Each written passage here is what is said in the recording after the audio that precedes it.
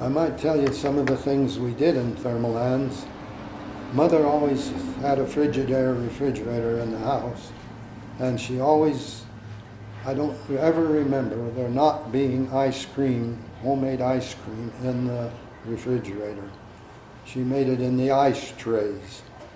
But we raised a lot of melons and fruit, and so Dad built a cooler out on the slab of cement we had there.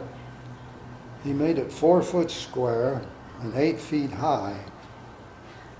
And he built a framework, and then he put chicken wire over the framework, and then he put burlap over the chicken wire, and then on top of that he put a big tray full of water, and he had a water system going into it, and I don't remember how, but it kept it full of water, so he must have had an automatic drip system or something on it. Anyway, the water then, in that tray had holes all the way around it, and so water dripped down on the burlap, and it would use it as a cooler, and you could keep vegetables in there, and they'd be just as cool as it would be in the refrigerator. And we always had melons in there and fruit when in season. And so that during the hot summer was how we kept a lot of those vegetables. And nobody ever left our house during that season that they didn't take watermelons and cantaloupe and things with them. And so that was a good thing. Now we gave more produce away than he ever sold. Now I see a red light on there. Oh, that means it's recording. The red just means record. Okay. Oh. Same with this one. Yeah, we're good. Okay. When I was growing up, it was during the Depression, and we raised chickens. Dad always had several hogs that he made his own ham and bacon and things, and we had a locker in the food plant in Lincoln that he kept the excess in. But during that time, when we'd go to church, Dad and Mother would always bring a family home with them to have dinner with us, because Mother raised chickens and all, and we'd have chicken dinner or a ham dinner or something, and we always raised our own potatoes and things. So we always had vegetables. And so during the Depression, we did not lack for anything. We didn't have a lot of money, but we didn't lack for anything. And so I don't remember, very seldom, that we ever came home without a family with us. And we went to church. They had Sunday school and priesthood. And then we'd go back in the evening for sacrament meeting. So those people would come have dinner with us, and then they'd take them back to the church again and go to sacrament meeting. So that was one of the things that we did. So we had a lot of friends there that we enjoyed their company for Sunday dinner. Mother was one of the better cooks that I ever knew. She loved the chicken, frying chicken was her specialty, I think. She sure fried a lot of chicken. But Dad cured the hams and all, and so we always had the best. My dad's theory was, when you had meat in the locker, you always ate the best steak first. Then you were always eating the best you had. A lot of people say, oh, you start on the bottom and work up, but not me, or not my dad. They started the best and worked. So he was always eating the best he had, whether it was ham hocks or just the ham. So we enjoyed the life there for food. I never lacked for anything. Well, I never lacked for clothing or anything else as far as that goes. But as I was born, I had what my mother felt and was concerned, that I had a club foot, because one foot was so much bigger than the other. So my mother was very, very careful with my feet.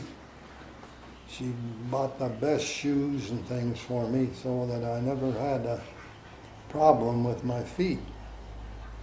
And so I'm sure that saved me a lot of trouble through my life. Tell us about where you slept growing up. You slept in a spring house? Or? Well, when we had 2 bedrooms in the house, but my mother used one as a sewing room and all that. So we had a 16 by 20 cabin. I called it a cabin, a little out about 100 yards from the house. And we had run electricity over to it, so we had electric power in there. So my brother and I, that was our bedroom. And so we slept out in that, I guess for years, I remember. And we each had our own bed. And I could sleep in my bed and turn the covers back, get out and turn them back, and my bed was made. And my brother Art, when he got up in the morning, his bedding was up around his head or off on the floor or what. He just couldn't keep it on the bed. And so he got a 2x4 and nailed the sheets and the quilt to the 2x4 and put it on the bottom of the bed. So when my mother went to wash things, all this was nailed to the 2x4. So we had to quit that habit. Were you ever scared when you slept out there as boys? Oh, no, we never were afraid. No, we'd walk out in the dark to it, and no fear at all. There was nothing to be afraid of really there. That was a time when people did not do the things they do today that I knew of anyway. So. What about fishing? Did you and your brother go fishing much together? And Well, Art and I didn't do a lot of fishing together, but I might tell you something about my dad. We'd work in those berries in the early morning, then I'd go deliver them. Then when I'd come home, it was too hot to pick the berries and too hot. So my dad would say, well, let's go swimming. Well, Coon Creek was 1.5 miles away from our house. So Dad and I'd walk down to Coon Creek 1.5 miles, go swimming, come back, and then eat our evening meal, and then go out and pick berries after it cooled down. So when they were hot, the berries would just mash in your fingers when you went to pick them. So we had to do it in the cool of the morning and the cool of the evening. So, but my dad would go with me and go swimming. So I got really well acquainted with my dad because he'd talk all the way down and back. So it was an enjoyable life there for me. was it a popular swimming place where people went? No, Or it was isolated, so there were a few people that went there, but only once or twice did I ever see anybody there. But I might tell you about my dad and some of the things he did. For school closing activity, they had a picnic there at that swimming hole. And Claude Edwards was an older gentleman like my dad, and I might say Edwards Air Force Base is named for his son. And he and my dad were standing on the side of that swimming hole. And Claude turned to Dad and he says, I can beat you in that pool. And he started to take his shoes off, and my dad just jumped in. So he never even took the wallet out of his pants. He just jumped in, clothes and all. Says nobody was going to beat him if there was any way there was to do it. So that's the sporting activity my dad had there. So I remember you telling me something about fishing though. Where was it that you would go fishing at? Well, Bear River was on the other side. Coon Creek was on the south side of us, and the Bear River was on the north. of us, about 5 miles from our house, and we used to go fishing there. And salmon would come up that river, and they put a dam in below where we lived, so we had a reservoir there after we had moved there.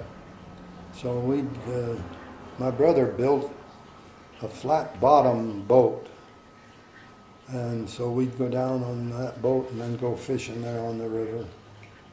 We didn't catch much. We'd catch perch, and I never did catch a salmon there. But my oldest brothers, when they were having a salmon run once, went there and they gathered quite a number of salmon. I guess it was illegal, but they did it anyway. So we had canned salmon for a while. But we enjoyed the swimming and the fishing and the boating on that reservoir. What about the way your parents taught you guys? Teachings in the home, like did you guys have any?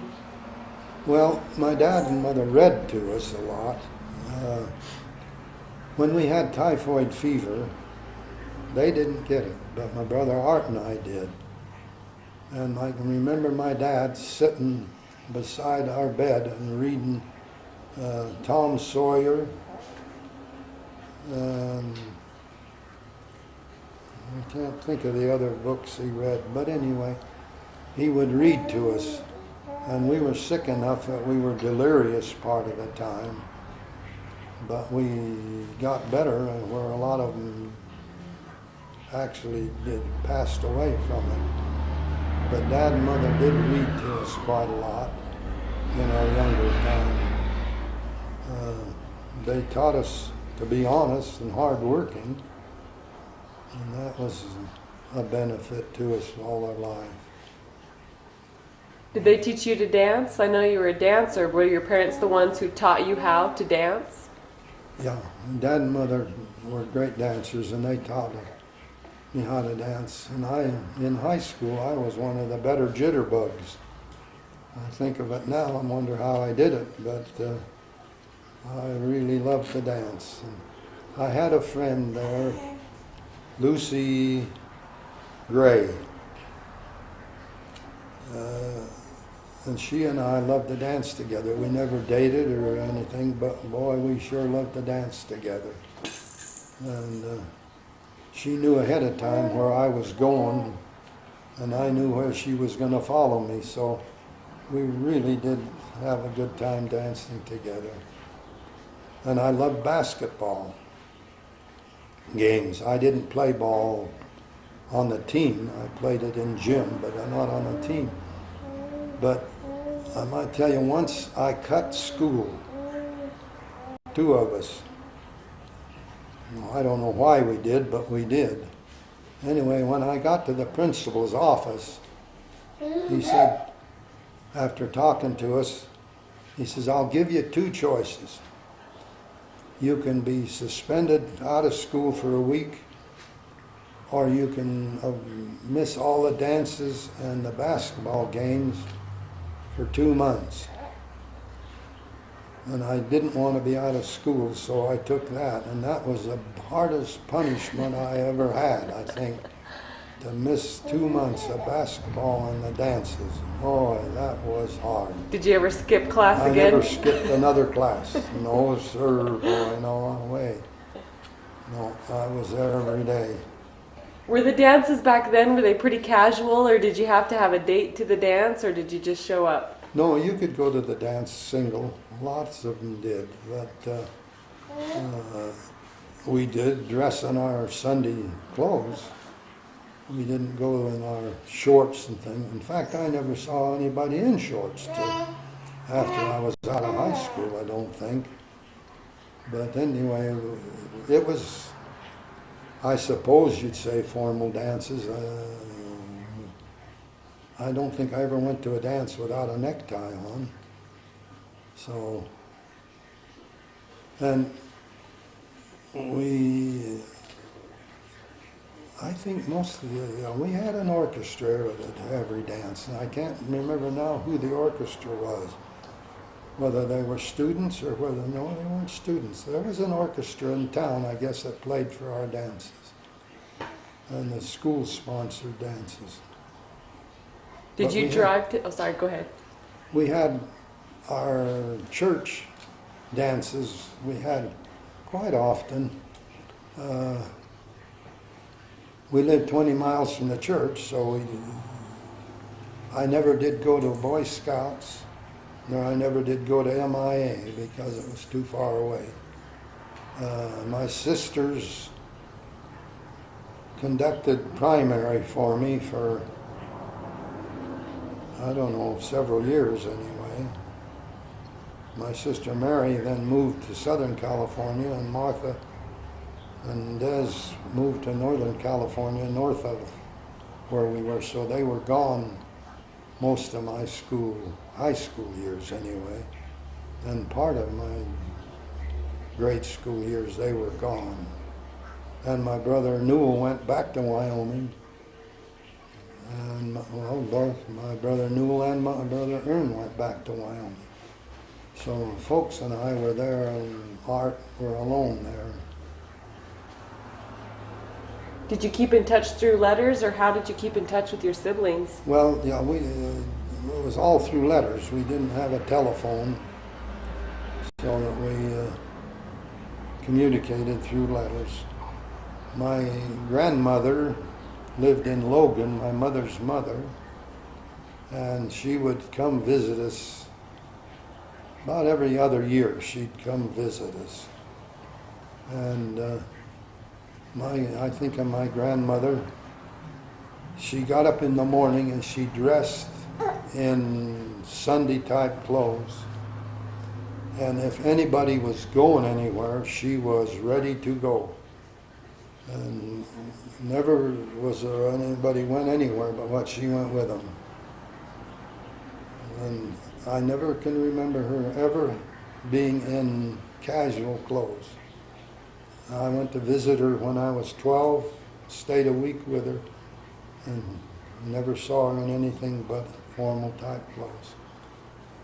And Grandma was a beautiful woman and kept herself groomed right to the nth degree.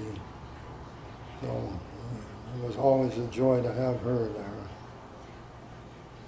What are your fondest memories of your grandmother? When you went to stay, what did you guys do? Well, Grandma was,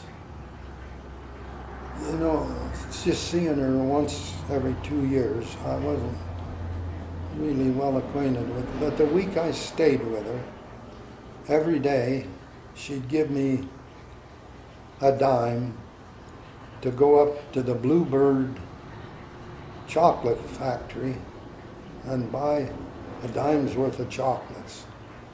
And that was the greatest treat I ever had there in those days.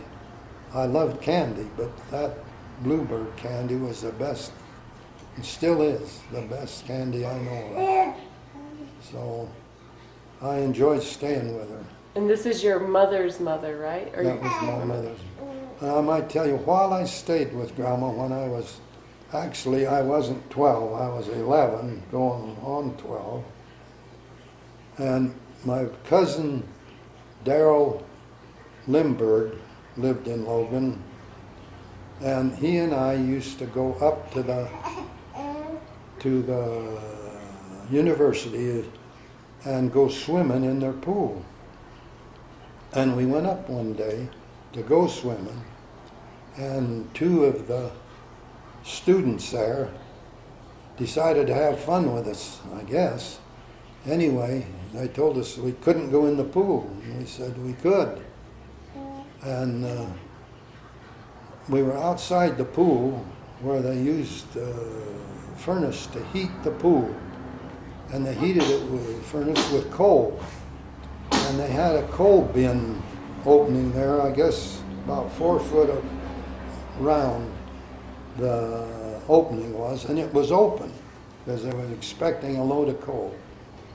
And one of those guys, I guess I maybe smart talked him a little bit or something. Anyway, he grabbed me around my waist and said he was going to throw me down that coal chute.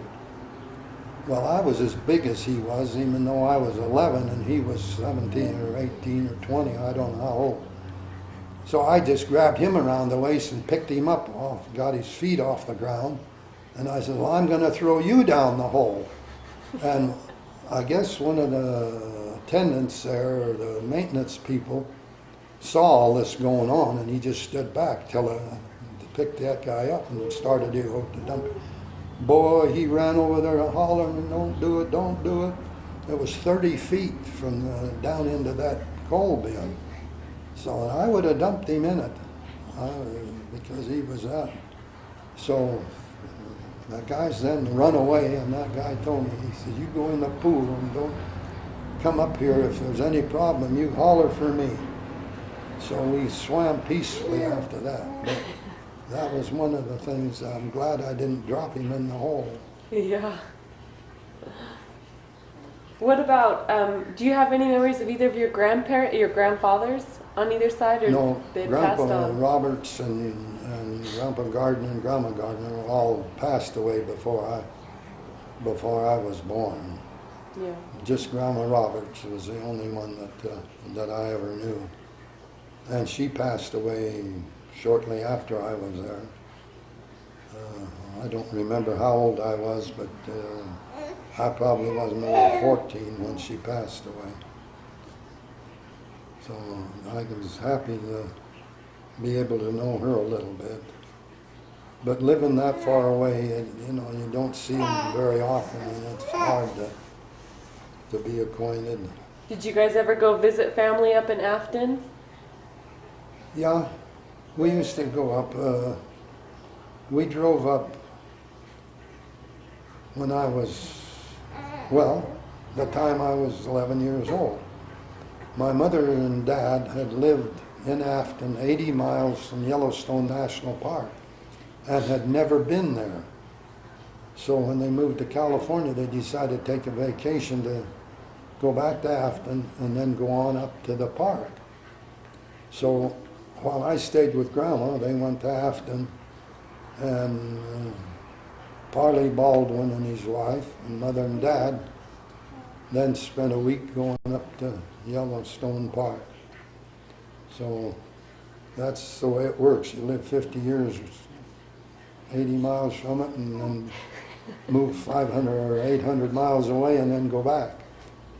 So that's, but we used to, but when you traveled that way in those days, you didn't go to a motel. You stayed with relatives. Now, Dad had sisters and brothers in Salt Lake and around, so we stayed with the grandmas in Logan, and then Dad had Newland Ern in Afton, so they stayed with them. And when they went back to Salt Lake, he stayed with his brothers and all. So it was different than you do now when you travel. They stayed with family. And so that's the way we kept in touch and acquainted with family, was to visit them. But we didn't travel back to Afton often. I used to go when I was in high school. Whenever I could, I'd jump in the train there in Pico. Well, that was after I got out of high school. The time I rode the train up to Evanston, and Newell would pick me up there. So I did that about 3 or 4 times. So I spent a little time in Afton, but Newell lived in Pinedale and Jackson Hole before he moved back to Afton as a game warden. So I spent time in Jackson Hole and Pinedale quite a bit. So that was a good experience. I might tell you, when I visited Newell once in Pinedale, and this was after I got married, he took us up fishing in a high mountain lake or beaver pond, and one of his friends had given him an expensive fly fishing pole. And he handed it to me and he says, flip that out there and see if you can catch a fish. Well, I flipped it out and a huge fish came up and grabbed that fly, and I had his rod bent just about double. And I could see him jumping up and down and hollering at me to be careful of that pole. But I caught the fish and it weighed over 5 pounds. He said nobody had ever caught a big one like that out of those beaver ponds. They were always just small ones. So that was an experience thing. But he saved his pole anyway.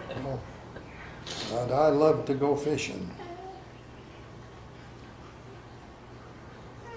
You still? Yeah. Do you want to take a break? Yeah. How do I shut this off? Push this? Yeah, just push that one down right here. This is the one that's not shutting off. No, it's not stopping. Let me go see how.